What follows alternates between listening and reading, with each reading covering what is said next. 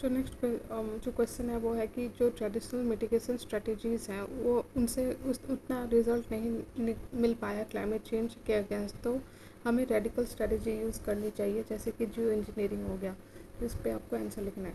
तो आंसर में आप बताओगे क्या क्या क्या जियो इंजीनियरिंग टेक्निक है, जैसे shoot meter into space, solar sunscreen, copy volcano, build fake trees. तो इस तरह करके देखिए, जो इंजीनियरिंग इंटरवेंशन होता क्या है, ये एक तरह का लार्ज स्केल अटैम्प्ट है जिससे कि अल्टर किया जा सके क्लाइमेट सिस्टम, ताकि जो ग्लोबल वार्मिंग का इफेक्ट है उसको कम कर सके। जो जो इंजीनियरिंग प्रपोजल है उनको दो तरह से डिवाइड किया जा सकता है, पहला सोलर रेडिएशन मैनेजमेंट और दूसरा CO2 रिमूवल।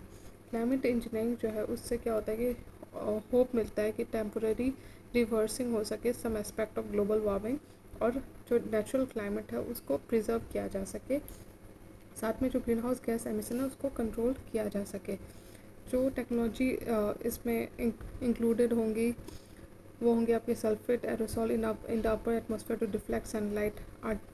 ठीक है, ये एक एग्जांपल है जियो इंजीनियरिंग का। बाकी एग्जांपल में ये डायग्राम में आप देख सकते हैं, जैसे कि placing a giant reflector in orbit, पेड़ उगाना, फिर growth suit aerosol to trans stratosphere, फिर iron fertilisation of sea, pump liquid CO2 to deep sea, pump liquid CO2 into rocks, greening of deserts, genetically engineered crops। इस तरह आप बता सकते हो एग्जांपल के साथ। आप नेगेटिव्स देखोगे जो इंजीनियरिंग का, तो वो इंक्लूड है आपका पहला क्लाइमेट चेंज और ज़्यादा, दूसरा जो स्पेस पे इम्पैक्ट पड़ेगा, तीसरा बायोडाइवर्सिटी के लिए डेंजरस, चौथा जो मोबाइल एनिमल्स जैसे एम्फीबियन और कॉरल के लिए उनके लिए खतरा, पांचवा है आपका कि इकोसिस्टम कोलैप्स कर सकता है, छठा इनफेक्टिवनेस, सातवां कि मॉरल हैजार्ड है और रिस्क कंपनसेशन है, सातवां कि अल्बेडो मॉडिफिकेशन स्ट्रेटजीज जो है वो रैपिडली कूल कर सकती है एनवायरनमेंट को, लेकिन उससे बाकी रिस्क भी हैं। ठीक है, तो एक बार डिटेल में देख लेते हैं। देखिए, जो जियो इंजीनियरिंग टेक्निक है वो उल्टा एक्सलरेट कर सकती है क्लाइमेट चेंज। ठीक है, दूसरा कि जो मोस्ट स्पेसीज टेरेस्ट्रियल और मैराइन में not be able to keep up with it, और इसलिए वो गायब हो जाएंगी, और ये डेंजरस हो सकता है बायोडाइवर्सिटी और इकोसिस्टम के लिए। इससे कंसर्न भी है specially for less mobile animals, जैसे हो गया एम्फीबियंस हो गए, कॉरल्स हो गए।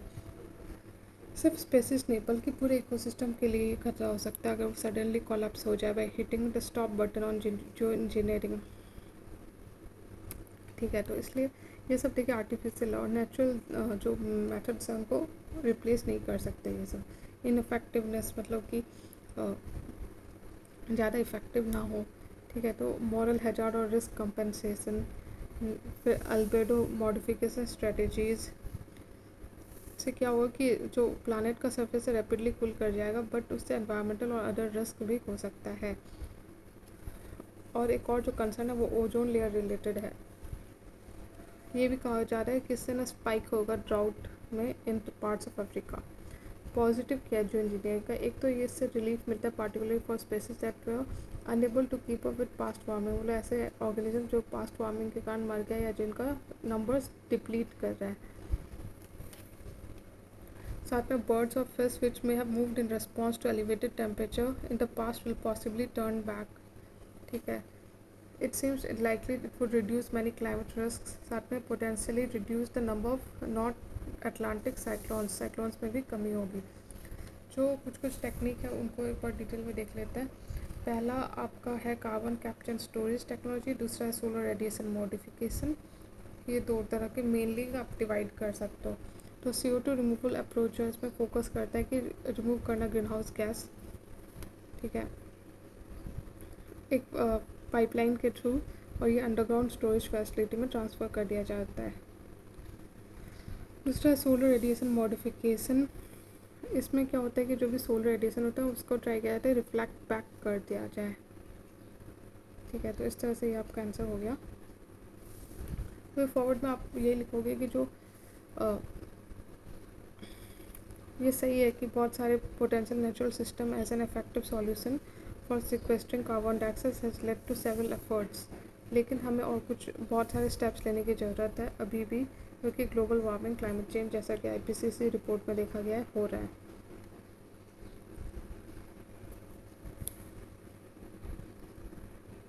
और साथ में जो भी टेक्नोलॉजी यूज़ हो उस पर और ज़्यादा रिसर्च की ज़रूरत है बिफोर इम्प्लीमेंटेशन।